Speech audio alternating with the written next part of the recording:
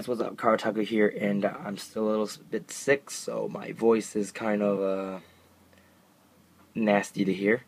But just gonna make a quick announcement.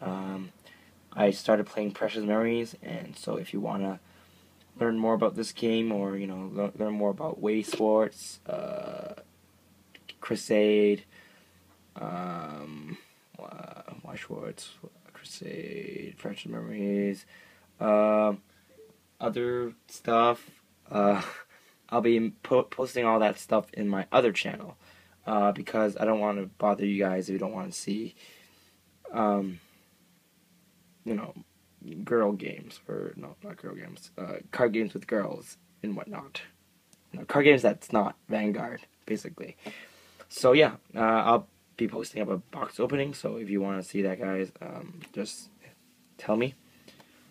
But, the main topic for today is compare the Vanguard, Dragonic Descendant, and Gauntlet Buster. In my opinion, I don't really like these decks.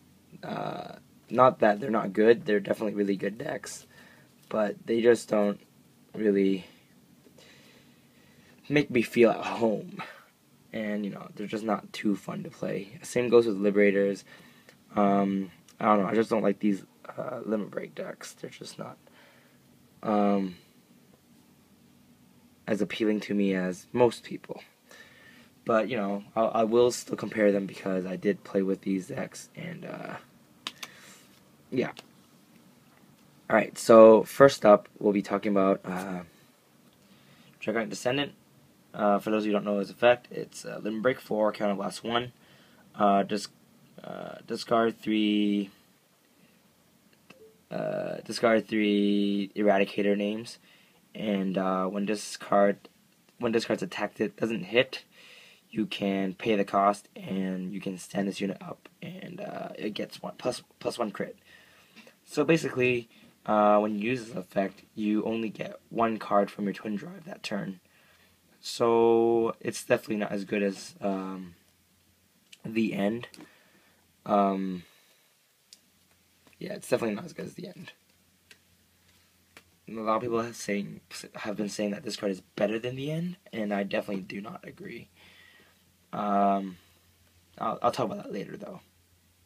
And his second effect is Counterblast 2 Eradicator units. So this one is a special Counterblast, and this unit gets plus 5,000 power.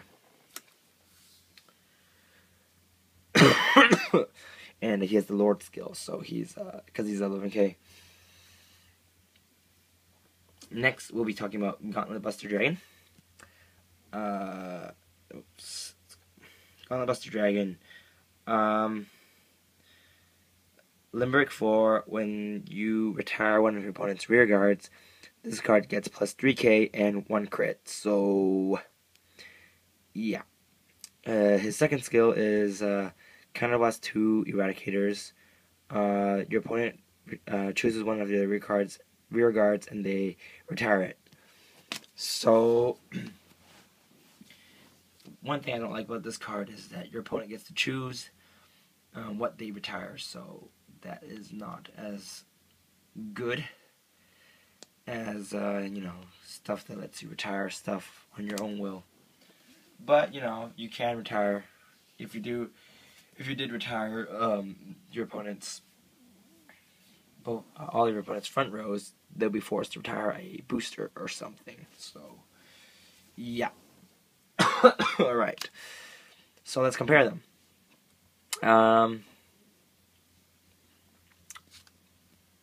Gauntlet Buster is pretty good at keeping your opponent at 3 damage.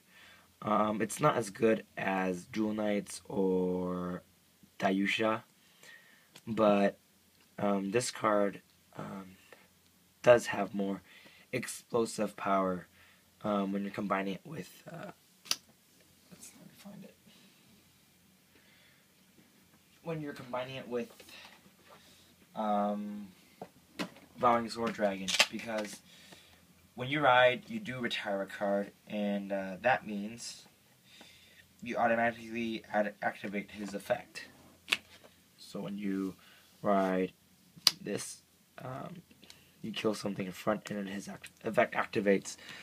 So that turn, you can start pressuring your opponent. For example, if you're playing against Dragonic Descendant, your opponent is probably going to guard, and he won't be able to limit break you next turn. So that's something good about Gauntlet Buster Dragon. Downside to him is you don't always get to get his effect off and kill something every turn. A lot of people, they go, balls to the walls and kill everything. Like, they kill 3 of my units in one turn, and then they attack, and then I just use Perfect Guard, and like, oh crap. So that's definitely something you should not do, unless you definitely know they don't have a Perfect Guard, but that doesn't usually happen. So yeah, I advise you not to go balls to the walls with Gauntlet Buster Dragon. Now let's talk about Dragonic Descendant, the end clone. Obviously, he's not as good as the end because his attack, you can't use his effect if he hits, and a lot of times, if your opponent's at 5 damage, or if you're at 5 damage, you're probably dead anyway. And people who are smart enough to play against this will usually stock up on Perfect Guards, or they'll not hit you till 4 until they can be sure that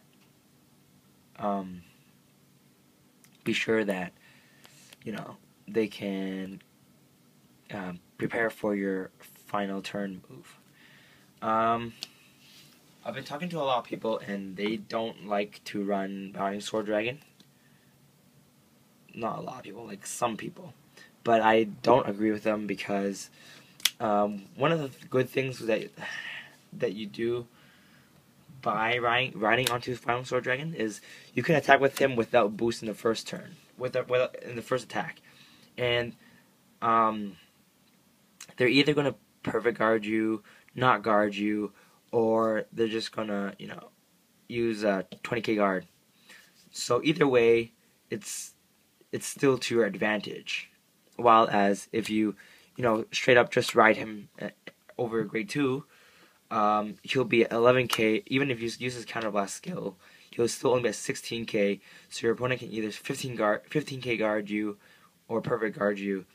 And 15k guard is, pretty is not a hard number to guard against. Of course, you can always use your booster on your first attack, but for me that kind of defeats the purpose because I find swing for 21 very good, and then swing for 31 afterwards even better.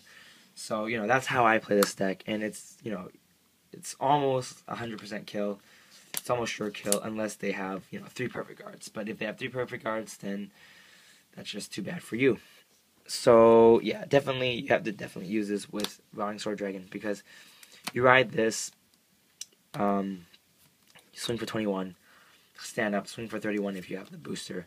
And then next turn, if you didn't kill them, you can counterblast 2 and then use this skill. And they'll probably be dead by then if you're not dead. But opponent's probably gonna be dead. So this card is really deadly, but there's lots of ways to play around it. Like a lot of people go balls to the walls and just no guard it if they're at 4 damage, and if they get a crit, whatever. If you get a crit, then they lose. But a lot of smart players know how to play against this and usually wait till they have enough perfect guards. I have played against some derpy players that just go attack you to 4, and then they have like 3 cards in hand, and I'm like, lol. So then I just ride, and then they're dead. So yeah, you definitely have to be smart when you're playing against Dragonic Descendant because he is really deadly, but he's not as deadly as the end because the end is, pretty much good as long as you have 2 open counterblast. While this card you had to have limit break 4. So yeah. And pretty much you can't not guard the end because if you not guard the end, then it's going to be the end for you because they net an extra card from their second twin drive. Alright. On to Gauntlet Buster Dragon. Gauntlet Buster Dragon in a match between these two decks, Gauntlet Buster deck a Gauntlet Buster deck actually has the advantage early game, because you still this deck will still have a lot of resources to use, and you know, keep on adding extra crits so that it's gonna make your opponent want to guard. While as this is not as good late game, because you're probably gonna use up all your counterblast, and then he's just gonna be 11k vanilla.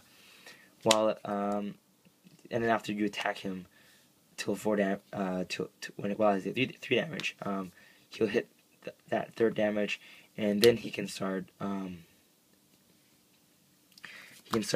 wreaking havoc. But you know, a lot of people are like, then why don't you just use Gauntlet Buster first and then Dragonic Descendant? In my opinion, this is like way too slow. Or, you know, running both in one deck is not ideal, because you always want to run Riding Sword Dragon first, because both of these cards gain benefits after you break Ride. For example, Dragonic Descendant will be a really big attacker, forcing more guard out of your opponent, which is a good thing. While this card gives you an extra critical. So, you know, both of these cards are really good, but they're not like they're definitely not broken. A lot of people say they're broken, but it's just because they don't know how to play against these cards. So yeah. There's really not much else to say. It really suits on your personal preference, I guess. If you want to be, you know, anti-meta, you can play Gauntlet Buster and, you know, pressure your opponent with extra criticals. And, yeah. While, if you're playing Dragonic Descendant, you're probably going to be, rushing your opponent, and then once you hit 4, you just break Ride, and then you kill your opponent when they're at 4 damage, unless you know, you don't get a crit or they get a heal trigger, but often it doesn't happen. So yeah. Anyway, my voice is not feeling very well, so I'm just going to end it here. That's it for this week's episode of Compare the Vanguard. This is Karataku, and I'll see you guys later. Bye.